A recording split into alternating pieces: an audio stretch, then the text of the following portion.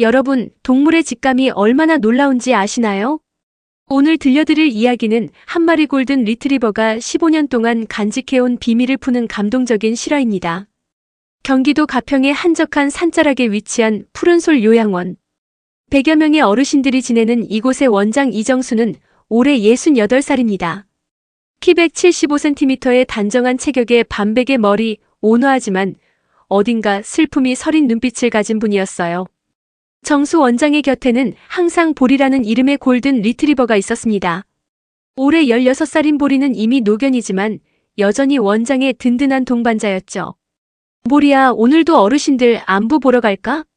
정수 원장이 보리의 머리를 쓰다듬으며 말했어요.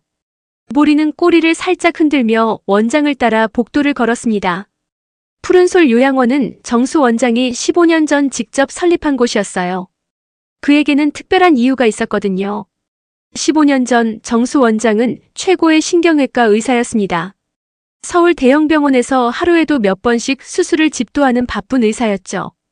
하지만 그 바쁜 일상 속에서 가장 소중한 것을 잃어버렸어요. 바로 12살 딸 미나였습니다. 그날은 미나의 생일이었어요. 정수는 수술 때문에 늦을 거라고 했지만 미나는 아빠를 기다리고 있었죠. 아빠, 빨리 와. 케이크 자르려고 기다리고 있어. 미나의 마지막 전화였어요. 수술을 마치고 집에 돌아온 정수가 본 건 텅 빈 집이었습니다. 미나도 아내도 없었어요. 경찰 수사 결과 아내는 다른 남자와 함께 사라졌다는 것이 밝혀졌어요. 하지만 미나는 어디에도 없었습니다. 아빠만 믿고 기다렸는데 정수는 자책했어요. 수술보다 딸이 더 중요했는데 그걸 너무 늦게 깨달은 거였죠. 전국을 뒤져가며 미나를 찾았지만 소용없었어요. 마치 증발해버린 것처럼 흔적조차 찾을 수 없었습니다. 절망에 빠진 정수는 의사 일을 그만두고 이곳 가평의 요양원을 열었어요. 혹시라도 미나가 자신을 찾아올 수 있도록, 그리고 자신과 같은 아픔을 가진 사람들을 돌보기 위해서였죠. 보리는 요양원을 열던 해에 정수가 구조한 강아지였어요. 당시 생후 1년 정도였는데 길에서 떠돌다가 정수에게 발견된 거였죠. 너도 가족을 잃었구나. 정수는 보리를 보며 자신의 모습을 봤어요. 그렇게 둘은 가족이 되었습니다. 15년 동안 보리는 정수의 유일한 위로였어요. 슬픈 날에는 곁에 있어주고 외로운 밤에는 함께 잠들어 주었죠. 요양원 어르신들도 보리를 아꼈어요. 온순하고 똑똑한 보리는 치료견 역할까지 했거든요. 그런데 최근 보리의 행동이 이상했어요. 며칠 전부터 밤마다 현관 쪽에서 낑낑거리며 울었어요. 마치 누군가를 기다리는 것처럼 말이에요. 보리야, 왜 그러니? 어디 아픈 거야? 정수가 걱정해서 병원에 데려가 봤지만 별다른 이상은 없었어요. 아마 나이가 들어서 그런 것 같아요. 노견들에게 가끔 있는 일이에요. 수의사의 말이었지만 정수는 뭔가 다른 이유가 있을 것 같았어요. 그런데 오늘 원장님, 새로 오는 간병인분이 도착했어요. 간호과장 김미숙이 알려주었어요. 아, 그래요. 어떤 분인지 한번 뵈어야겠네요. 정수는 보리와 함께 현관으로 향했어요. 현관문이 열리자 한 여성이 조심스럽게 들어왔습니다. 안녕하세요. 오늘부터 일하게 된 박수진입니다. 수진은 27살 정도로 보이는 여성이었어요.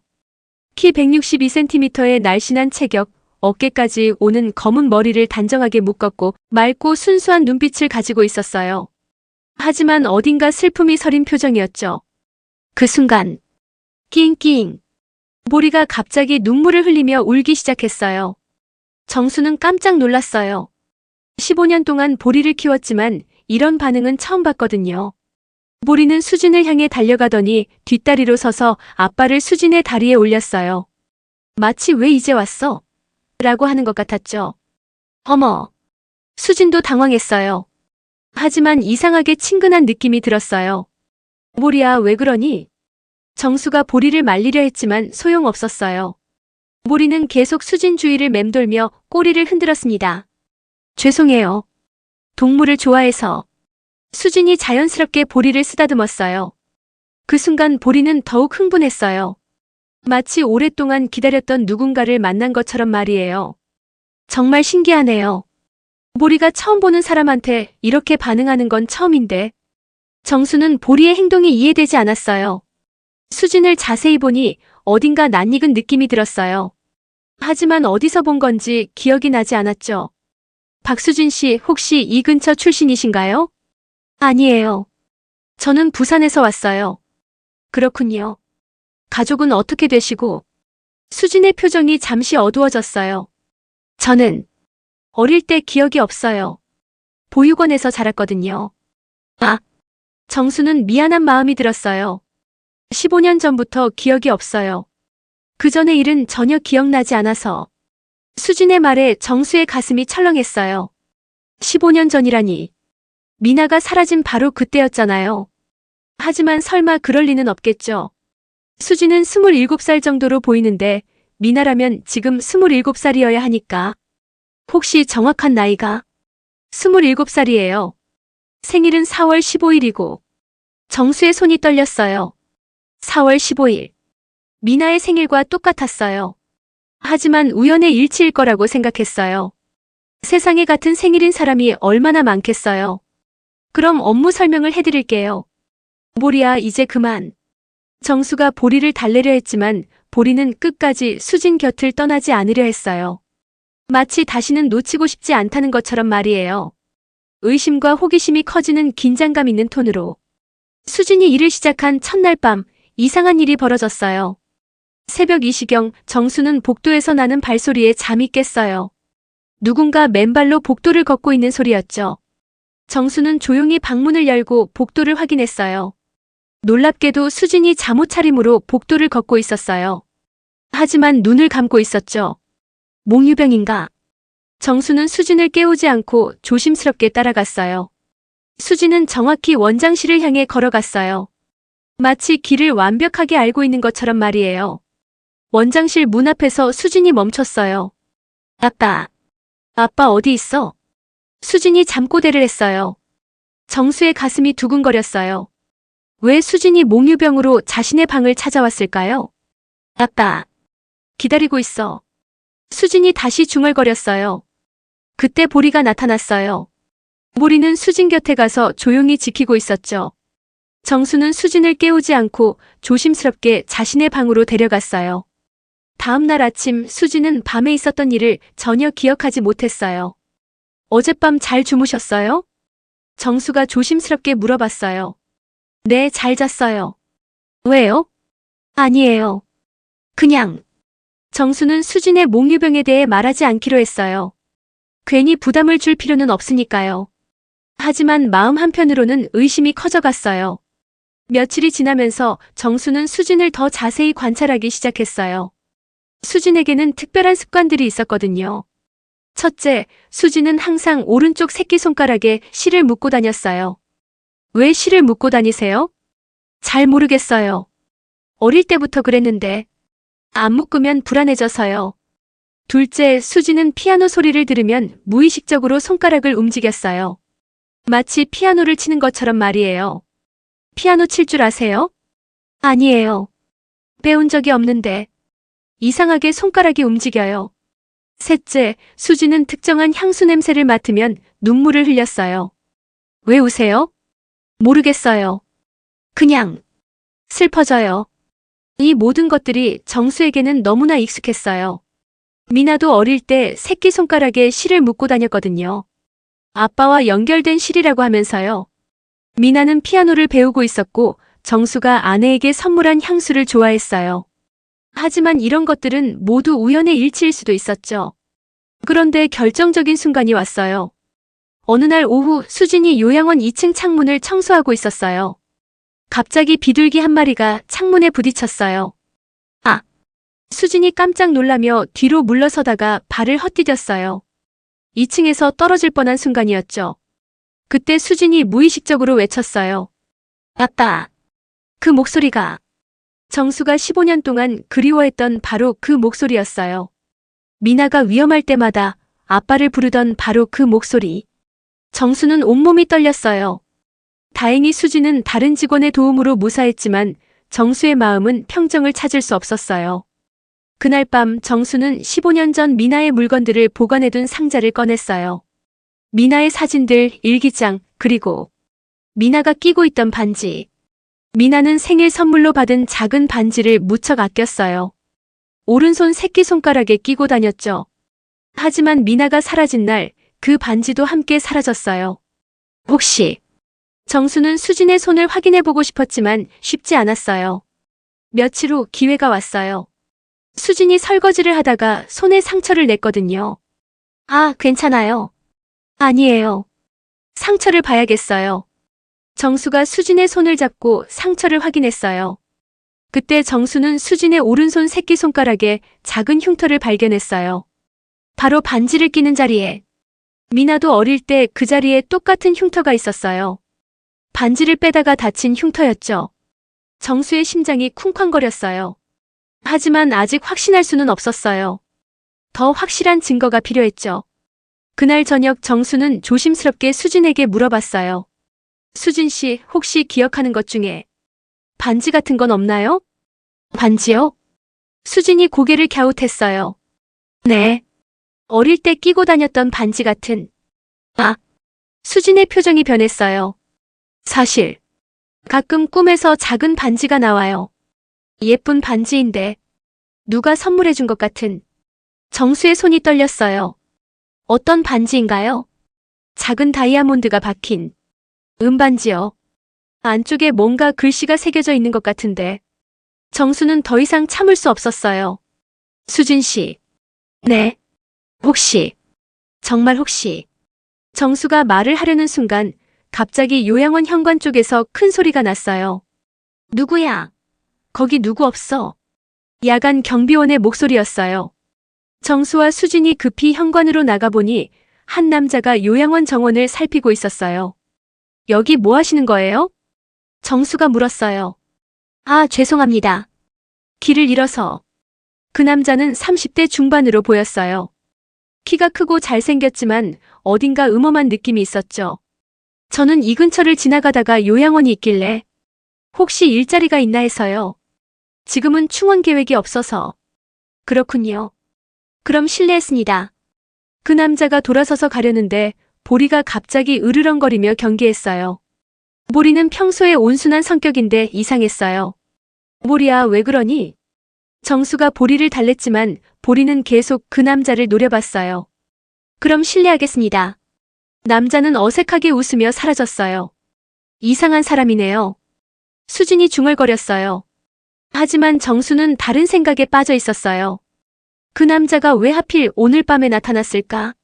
그리고 보리는 왜 그렇게 경계했을까? 뭔가 이상한 일이 벌어지고 있는 것 같았어요. 그리고 가장 중요한 건 수진이 정말 미나일까? 정수는 더 확실한 방법을 찾아야겠다고 결심했어요. 의심이 확신으로 바뀌어가는 긴장감 넘치는 톤.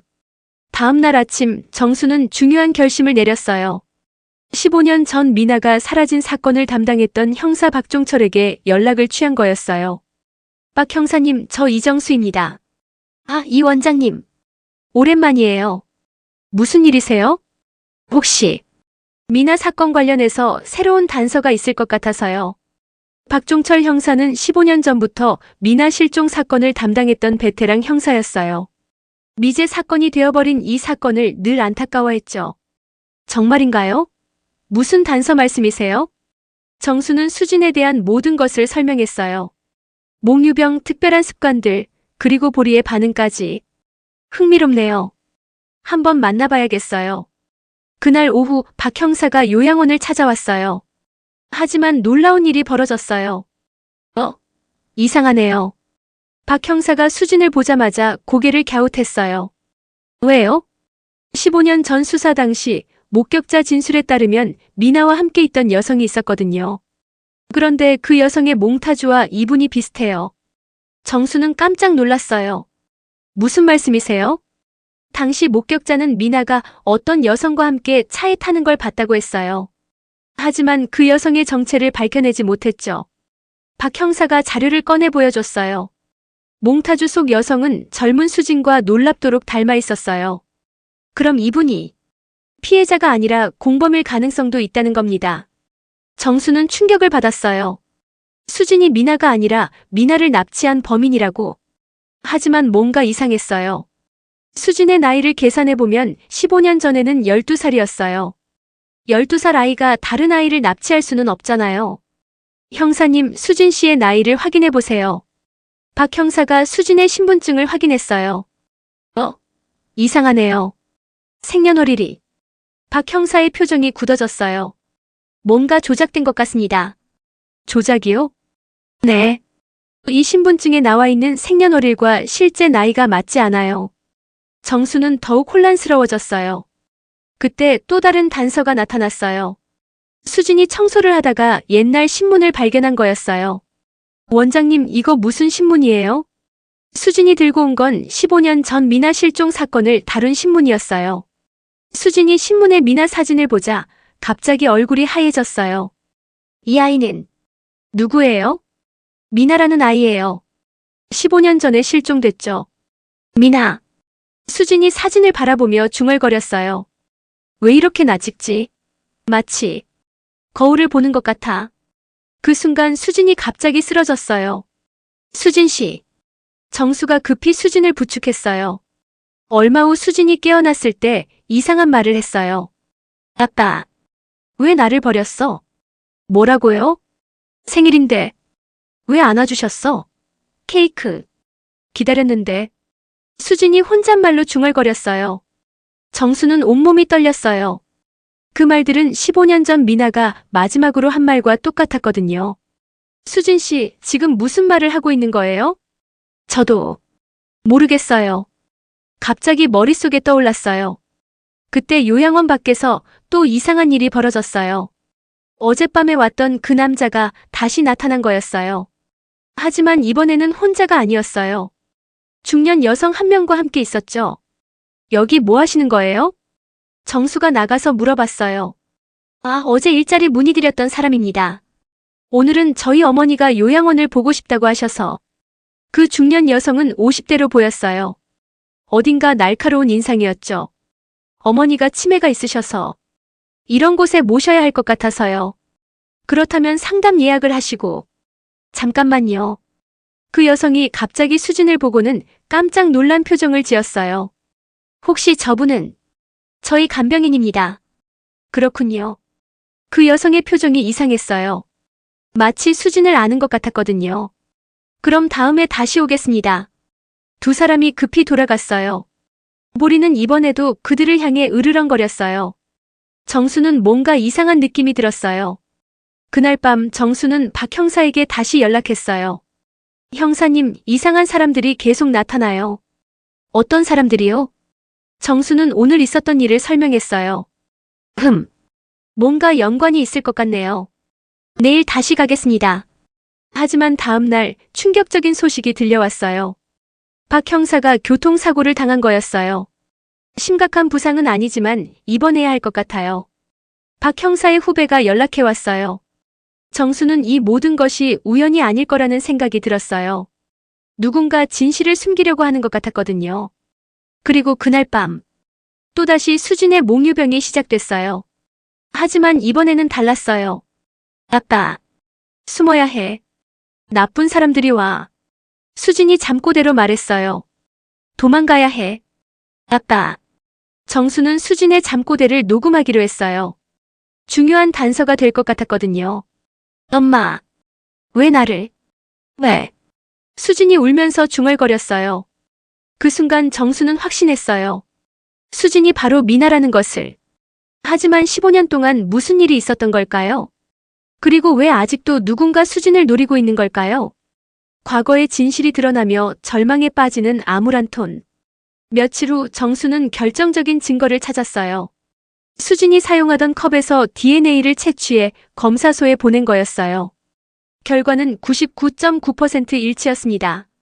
수진이 바로 미나였어요. 하지만 기쁨도 잠시 더 큰 비밀이 드러나기 시작했어요. 그날 밤 정수는 15년 전 일을 자세히 되돌아봤어요. 미나가 사라진 날 정수의 처제 강미연이 함께 있었어요. 형부, 미나 돌봐줄게요. 수술 끝나고 오세요. 미연은 정수의 처제이자 미나를 무척 아끼는 이모였어요. 하지만 수술을 마치고 집에 돌아온 정수가 본 건 텅 빈 집이었습니다. 아내도 미나도 미연도 모두 사라져 있었어요. 당시 경찰 수사에서는 아내가 바람을 피워서 남자와 함께 도망갔다고 결론지었어요. 하지만 미나와 미연의 행방은 찾을 수 없었습니다. 정수는 미연도 아내와 함께 사라진 거라고 생각했어요. 그런데 지금 생각해보니 이상한 점들이 있었어요. 미연은 결혼한 지 얼마 안 된 신혼이었는데 왜 갑자기 사라졌을까요? 그리고 미연의 남편 최도현은 아내가 사라진 후에도 별로 찾으려 하지 않았어요. 아마 언니를 따라간 것 같아요. 곧 연락 올 거예요. 도현은 그렇게 말하며 적극적으로 찾으려 하지 않았습니다. 정수는 당시에는 충격이 커서 그런 세부 사항들을 놓쳤었어요. 하지만 지금 다시 생각해보니 의심스러운 점들이 많았습니다. 그때 갑자기 수진의 방에서 비명소리가 들렸어요. 아, 싫어. 하지마. 정수가 급히 달려가 보니 수진이 악몽을 꾸고 있었어요. 괜찮아요, 괜찮아요. 정수가 수진을 깨웠어요. 아, 원장님. 꿈이었구나. 수진이 식은땀을 흘리며 일어났어요. 무슨 꿈이었어요? 잘 기억이. 하지만 무서운 여자가 나왔어요. 저를 어딘가 데려가려고. 정수의 가슴이 철렁했어요. 어떤 여자였어요? 중년 여성이었는데 어디선가 본 것 같기도 하고. 그 순간 정수는 번뜩 떠올랐어요. 어제 요양원에 왔던 그 중년 여성 말이에요. 수진을 보고 놀란 표정을 지었던 바로 그 여성. 혹시 이 사람인가요? 정수가 핸드폰으로 15년 전 미연의 사진을 보여줬어요. 수진이 사진을 보자 온몸이 떨렸어요. 이 사람이에요. 정말이요? 네. 꿈에서 본 바로 그 사람이에요. 정수는 충격을 받았어요. 그럼 미연이 미나를 데려간 거였나요? 하지만 왜? 미연은 미나를 무척 아꼈는데. 그날 밤 정수는 도연에게 전화를 걸었어요. 도연아, 나야. 형부, 이 밤중에 웬일이세요? 미연이는 어떻게 지내? 미연이요? 갑자기 왜? 도연의 목소리가 어색했어요. 미연이를 좀 만나고 싶어서. 그게, 미연이는 지금 요양원에 있어요. 요양원? 치매가 와서. 몇 년 전부터 요양원에서 지내고 있어요. 정수는 깜짝 놀랐어요. 어느 요양원인데? 가평에. 행복한 노년 요양원이에요. 가평. 바로 이 근처였어요. 내일 가봐도 될까? 글쎄요. 치매가 심해서 사람을 못 알아봐요. 다음 날 정수는 행복한 노년 요양원을 찾아갔어요. 미연은 정말 치매에 걸려 있었어요. 하지만 뭔가 이상했어요. 안녕하세요, 미연 씨. 누구세요? 미연이 정수를 못 알아봤어요. 하지만 정수가 미나 사진을 보여주자 갑자기 표정이 변했어요. 아이야. 미안해. 정말 미안해. 미연이 갑자기 울기 시작했어요. 뭘 미안해하세요? 내가 데려온 거야. 미안해. 간호사가 달려와서 미연을 진정시켰어요. 치매 환자분이라 종종 이상한 말씀을 하세요. 하지만 정수는 확신했어요. 미연이 뭔가 알고 있다는 것을. 그날 오후 정수는 도연을 만났어요. 형부, 갑자기 미연이를 만나보신다니. 도연아, 솔직히 말해줘. 15년 전에 무슨 일이 있었던 거야? 도연의 표정이 굳어졌어요. 무슨 말씀이세요? 미나 말이야. 미연이가 뭔가 알고 있는 것 같은데. 도연이 한참 망설이다가 입을 열었어요. 형부. 사실은 뭐야? 미연이가 미나를 정말 사랑했어요. 너무 사랑해서. 그래서 형부가 바빠서 미나를 돌보지 못하는 걸 보고 미연이가 미나를 데려가겠다고 했어요. 정수는 믿을 수 없었어요. 데려간다고? 그게 무슨 말이야? 미연이가 아이를 가질 수 없는 몸이었거든요. 그래서 미나를 자신의 딸로 키우고 싶어 했어요. 그래서 납치한 거야? 납치가 아니라 미연이는 정말 미나를 위한다고 생각했어요.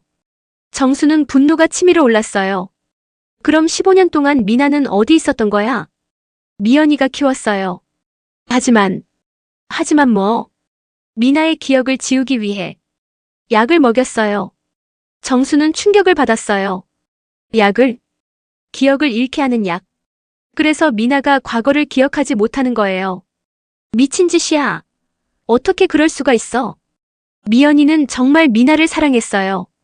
하지만 잘못된 방법이었죠. 정수는 주먹을 꽉 쥐었어요. 그럼 지금 미나는 부산의 한 보육원에 맡겨뒀어요. 미연이가 치매에 걸리면서 보육원, 미연이가 키울 수 없게 되자 가짜 신분으로 보육원에 맡긴 거예요.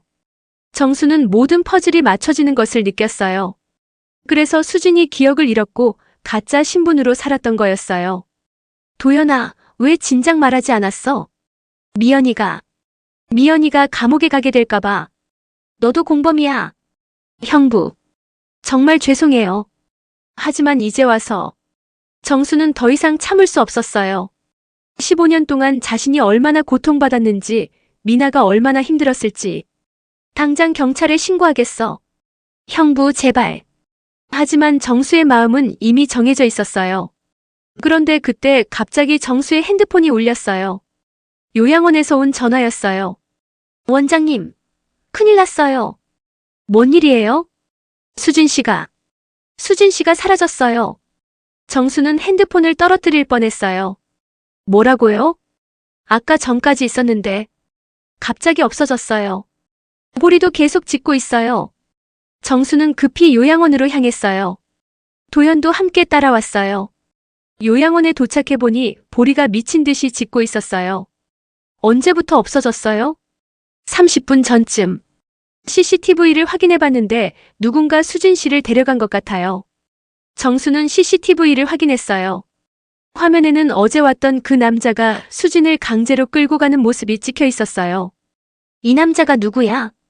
도연이 CCTV를 보더니 얼굴이 하얘졌어요. 이 사람은 누구야? 미연이의 오빠예요. 정수는 모든 것을 깨달았어요. 미연의 가족들이 진실이 밝혀지는 것을 막으려고 수진을 다시 데려간 거였어요. 이번에는 영원히 입을 막으려고. 정수는 절망했어요. 15년 만에 찾은 딸을 또다시 잃을 수는 없었어요. 하지만 그들이 수진을 어디로 데려갔을까요? 그리고 수진은 무사할까요? 희망의 빛이 보이기 시작하는 전환점의 톤. 정수는 즉시 경찰에 신고했어요. 하지만 시간이 촉박했어요. 범인들이 수진을 어디로 데려갔는지 알아내야 했거든요. 도연아, 미연이 오빠가 어디 사는지 알아? 글쎄요. 연락이 끊긴 지 오래돼서. 생각해봐. 뭔가 단서가 있을 거야. 그때 보리가 갑자기 현관문 쪽으로 달려갔어요. 보리는 문 앞에서 낑낑거리며 나가고 싶어 했어요. 보리가 뭔가 알고 있는 것 같은데. 정수는 보리의 목줄을 채우고 밖으로 나갔어요. 보리는 주저하지 않고 특정 방향으로 향했어요. 마치 수진의 냄새를 따라가는 것 같았죠. 보리야, 미나가 어디 있는지 아니? 보리는 산쪽 길로 계속 향했어요. 정수와 도연이 보리를 따라가는데 갑자기 도연이 말했어요. 아, 산장. 뭐? 미연이 오빠가 산에 작은 산장을 가지고 있어요. 어디? 저쪽 깊은 산 속에. 가끔 혼자 올라가서 지냈거든요. 보리가 향하는 방향이 바로 그쪽이었어요. 경찰한테 알려야겠어. 정수가 경찰에 연락하는 사이 보리는 계속 앞장서서 길을 안내했어요. 30분쯤 산길을 오르자 작은 산장이 보였어요. 저기예요. 도연이 가리킨 곳에 불빛이 켜져 있었어요. 정수는 조심스럽게 산장에 접근했어요. 창문으로 안을 들여다보니 수진이 의자에 묶여 있었어요. 다행히 의식은 있는 것 같았어요. 그리고 미연의 오빠와 그의 동료로 보이는 남자가 대화하고 있었어요. 이제 어떻게 할 거야? 멀리 데려가야지. 이번에는 영원히 찾을 수 없도록. 하지만 경찰이 수사하면 증거가 없으면 어쩔 건데. 미연이는 치매 환자고 우리는 아무것도 모른다고 하면 돼. 정수는 분노가 치밀어 올랐어요. 하지만 섣불리 들어갈 수는 없었어요. 수진이 위험해질 수 있으니까요. 그때 보리가 갑자기 큰 소리로 짖기 시작했어요. 멍멍, 멍멍. 산장 안의 남자들이 깜짝 놀랐어요. 뭐야? 깨소리야? 밖에 누가 있나? 한 남자가 밖으로 나와서 확인하려 했어요. 정수는 재빨리 나무 뒤에 숨었어요. 그 남자가 주변을 둘러보다가 다시 들어갔어요. 아무도 없네. 야생동물인가 봐. 하지만 보리는 계속 짖었어요. 수진이 보리 소리를 듣고 희망을 가졌어요. 보리야. 보리가 나를 찾아왔구나. 수진이 작은 목소리로 중얼거렸어요. 그 순간 수진의 기억이 조금씩 돌아오기 시작했어요. 어릴 때 보리와 함께 놀던 기억, 아빠와 함께 했던 시간들. 아빠, 나 여기 있어. 수진이 마음속으로 간절히 바랐어요. 한편 정수는 경찰이 오기를 기다리며 상황을 지켜보고 있었어요. 그런데 갑자기 수진이 큰 소리로 외쳤어요. 도와줘. 여기 있어. 이 여자가. 미연의 오빠가 화를 내며 수진에게 다가갔어요. 정수는 더 이상 기다릴 수 없었어요. 그만해. 정수가 산장문을 박차고 들어갔어요. 누구야? 내 딸을 놔줘. 정수가 미연의 오빠와 몸싸움을 벌였어요. 보리도 산장 안으로 뛰어들어와서 남자들을 위협했어요. 으악! 이게가! 혼란한 틈에 도연이 수진의 밧줄을 풀어줬어요. 수진 씨, 괜찮아요? 네. 고마워요. 그때 경찰 사이렌 소리가 들렸어요. 경찰이다. 도망가자. 미연의 오빠가 뒷문으로 도망가려 했지만 이미 경찰들이 포위하고 있었어요. 꼼짝 마. 경찰이다. 결국 두 남자는 모두 체포되었어요. 정수는 수진을 꼭 안았어요. 미나야. 아빠가 늦어서 미안해. 아빠. 수진이 정수를 바라봤어요. 아직 완전히 기억이 돌아온 건 아니었지만 왠지 모르게 마음이 따뜻해졌어요. 네. 저는 괜찮아.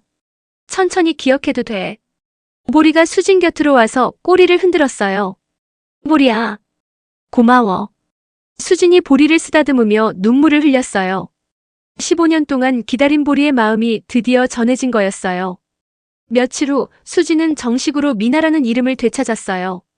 DNA 검사 결과도 확실했고 미연과 그의 가족들도 모든 죄를 인정했거든요. 정말 죄송합니다. 도연이 정수에게 깊이 사과했어요.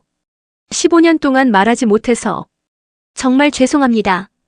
이제라도 진실을 말해줘서 고마워. 정수는 도연을 용서했어요.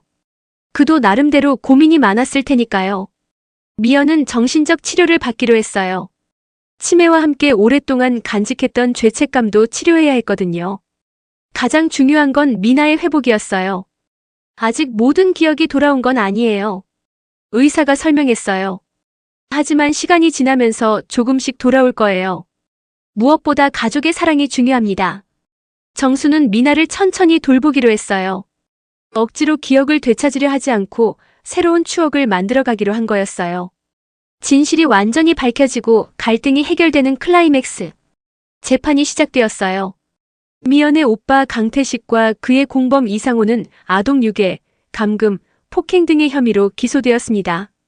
법정에서 모든 진실이 낱낱이 공개되었어요. 15년 전 피고인 강미연은 조카인 이민아를 납치하여 자신이 키웠습니다. 검사가 기소 내용을 읽어내려갔어요. 그리고 아이의 기억을 잃게 하기 위해 지속적으로 약물을 투여했습니다. 방청석에 앉은 정수의 주먹이 떨렸어요. 15년 동안 미나가 겪었을 고통을 생각하니 가슴이 미어졌거든요. 피고인들은 최근 피해자가 기억을 되찾을 가능성이 높아지자 다시 납치하여 영구히 격리하려 했습니다. 태식의 변호사가 반박했어요. 피고인 강미연은 현재 치매 환자로 정상적인 판단이 불가능한 상태입니다. 그리고 태식은 누나의 부탁으로 어쩔 수 없이 객관. 검사가 일어섰어요. 치매는 최근에 발병한 것이고 15년 전 범행 당시에는 정상이었습니다. 그리고 최근의 재납치 시도는 태식이 주도한 것이 명백합니다. 증인으로 출석한 도연이 모든 것을 증언했어요. 미연은 정말 미나를 사랑했어요. 하지만 잘못된 방법이었죠. 구체적으로 설명해 주세요. 미연은 아이를 가질 수 없는 몸이었어요. 그래서 미나를 자신의 딸로 키우고 싶어 했습니다. 그래서 납치한 건가요? 네. 그리고 미나가 친아버지를 그리워하지 않도록 기억을 지우는 약을 먹였어요. 방청석에서 흐느끼는 소리가 들렸어요. 미나도 증인석에 섰어요. 기억이 조금씩 돌아오고 있어요. 미나의 목소리는 떨렸지만 또렷했어요. 어릴 때 아빠와 함께했던 행복한 시간들. 그리고 갑자기 낯선 곳으로 끌려간 것도. 그때 기분이 어땠나요? 무서웠어요. 아빠를 찾고 싶었는데 점점 기억이 흐려졌어요. 미나가 눈물을 흘렸어요. 하지만 보리가 기억해줬어요. 15년 동안 저를 기다려줬어요. 법정에 잠시 정적이 흘렸어요. 모든 사람들이 감동받았거든요. 태식이 마지막 진술에서 말했어요. 정말 죄송합니다. 하지만 미연은 진심으로 아이를 사랑했어요. 사랑이라는 이름으로 아이의 인생을 망쳐도 되는 건가요? 판사가 엄한 목소리로 물었어요. 아무리 사랑한다고 해도 남의 아이를 납치하고 기억을 지우고 가족과 떨어뜨려 놓을 권리는 없습니다. 최종 선고에서 태식은 징역 12년, 상호는 징역 8년을 받았어요. 미연은 치매로 인해 정신치료를 받기로 했어요. 재판이 끝난 후 정수와 미나는 요양원으로 돌아왔어요. 보리가 꼬리를 흔들며 그들을 맞아주었어요. 보리야, 이제 정말 끝났어. 정수가 보리를 쓰다듬으며 말했어요. 고생 많았어. 15년 동안 혼자 기다리느라. 보리는 만족스럽게 눈을 감았어요. 드디어 자신의 임무를 다한 것 같았거든요. 며칠 후 미나의 기억이 더 많이 돌아왔어요. 아빠 기억나요? 제 12번째 생일날. 응, 기억나는구나. 아빠가 수술 때문에 늦는다고 했는데 저는 기다리고 있었어요. 정수의 눈에 눈물이 고였어요. 미안해, 미나야. 아빠가 그때 일을 포기하고 너와 함께 있었어야 했는데. 괜찮아요, 아빠. 이제 함께 있잖아요. 미나가 정수의 손을 꼭 잡았어요. 앞으로는 절대 떨어지지 말아요. 그래, 절대 떨어지지 않을 거야. 그날 저녁 요양원 어르신들이 미나의 환영 파티를 열어주었어요. 우리 미나가 돌아왔구나. 어르신들이 기뻐해 주었어요. 미나는 그동안 간병인으로 일하면서 어르신들과 친해졌거든요. 이제 정말 우리 가족이네. 한 할머니가 미나의 머리를 쓰다듬으며 말했어요. 보리도 파티에 참가했어요. 어르신들이 보리에게 특별한 간식을 주며 말했어요. 보리야, 내가 영웅이야. 우리 미나를 찾아줘서 고마워. 보리는 기분 좋게 꼬리를 흔들었어요. 파티가 끝난 후 미나는 자신의 방을 정리했어요. 이제 이곳이 진짜 자신의 집이 되었으니까요. 미나야, 괜찮겠니? 계속 여기서 지내도? 네, 아빠. 여기가 좋아요. 어르신들도 계시고. 그래? 그럼 우리 여기서 새로운 시작을 해보자. 정수는 미나와 함께 새로운 계획을 세웠어요. 미나는 간병사 자격증을 따서 정식으로 요양원에서 일하기로 했어요. 그리고 정수는 요양원을 더 확장해서 더 많은 어르신들을 도울 계획이었어요. 우리가 겪은 아픔을 다른 사람들을 위해 쓰자. 좋은 생각이에요, 아빠. 몇 주 후 놀라운 소식이 들려왔어요. 미나와 비슷한 상황의 실종 아동이 또 발견된 거였어요. 우리 경험이 도움이 될 것 같아요. 미나가 말했어요. 그 아이와 가족을 도와주면 어떨까요? 좋은 생각이야. 우리가 받은 도움을 다른 사람들에게도 나눠주자. 정수와 미나는 실종 아동 찾기 활동에도 참여하기로 했어요. 보리도 수색견으로 도움을 주기로 했죠. 보리야, 이제 다른 아이들도 도와주자. 보리는 기꺼이 고개를 끄덕이는 것 같았어요. 15년 동안의 기다림이 헛되지 않았다는 것을 증명하고 싶었거든요. 그렇게 정수와 미나 그리고 보리는 새로운 삶을 시작했어요. 과거의 아픔을 딛고 더 큰 사랑을 실천하는 삶을 말이에요. 요양원에는 웃음소리가 끊이지 않았어요. 어르신들의 웃음, 미나의 웃음, 그리고 정수의 웃음이 어우러져 따뜻한 하모니를 만들어냈죠. 보리는 그 모든 소리를 들으며 만족스럽게 잠들었어요. 15년 동안의 외로운 기다림이 드디어 끝났으니까요. 감동의 절정, 완전한 화해와 새로운 시작. 1년 후 푸른솔 요양원에는 특별한 날이 찾아왔어요. 미나의 28번째 생일이었거든요. 15년 만에 아버지와 함께 맞는 진짜 생일 파티였어요. 미나야, 생일 축하해. 정수가 정성껏 준비한 케이크를 들고 왔어요. 케이크 위에는 28개의 촛불이 환하게 빛나고 있었죠. 아빠, 정말 고마워요. 미나의 눈에 행복의 눈물이 고였어요. 요양원 모든 어르신들이 모여서 함께 축하해 주었어요. 우리 미나 생일 축하한다. 예쁘게 자랐구나. 어르신들의 축복이 이어졌어요. 보리도 생일 모자를 쓰고 파티에 참가했어요. 보리야, 우리 함께 소원 빌자. 미나의 촛불을 끄기 전에 보리에게 말했어요. 제 소원은 아빠와 보리 그리고 어르신들과 계속 행복하게 사는 거예요. 미나가 촛불을 끄자 모든 사람들이 박수를 쳤어요. 그때 놀라운 일이 벌어졌어요. 케이크를 자르던 미나가 갑자기 멈췄어요.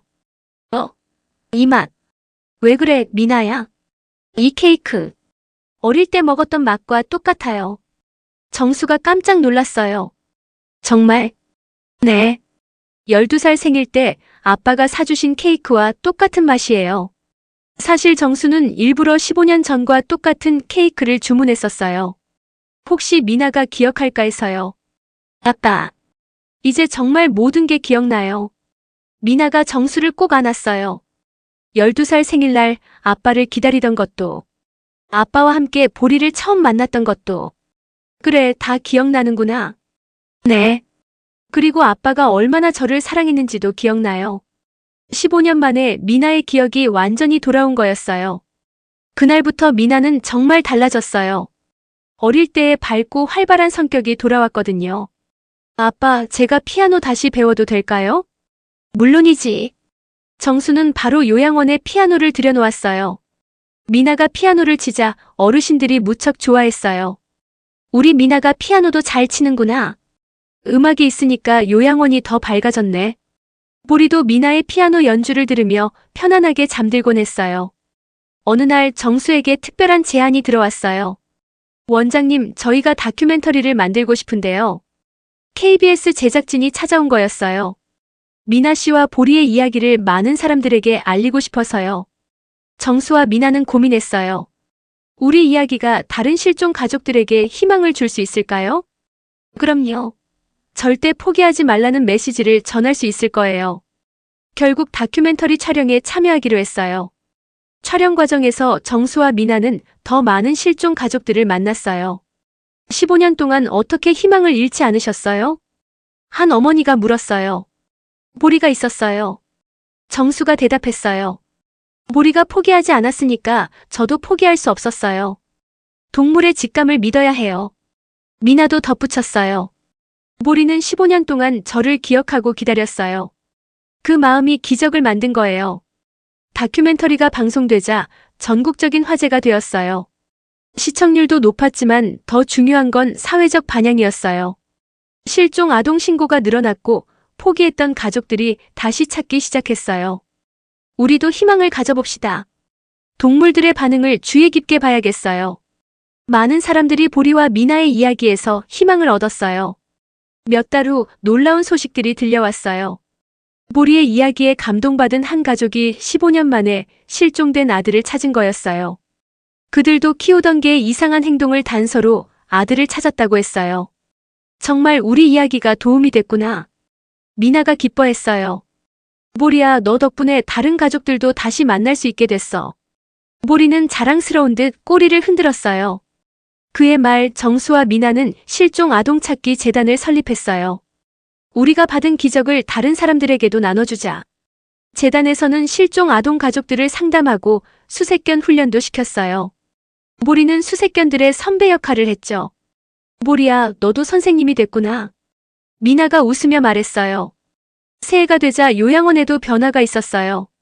미나의 이야기를 듣고 자원봉사하러 오는 사람들이 늘어난 거였어요. 우리도 뭔가 의미 있는 일을 하고 싶어요. 젊은 사람들이 찾아와서 말했어요. 요양원은 점점 활기차지고 따뜻해졌어요. 어르신들도 더 밝아지셨고 미나도 더 행복해했어요.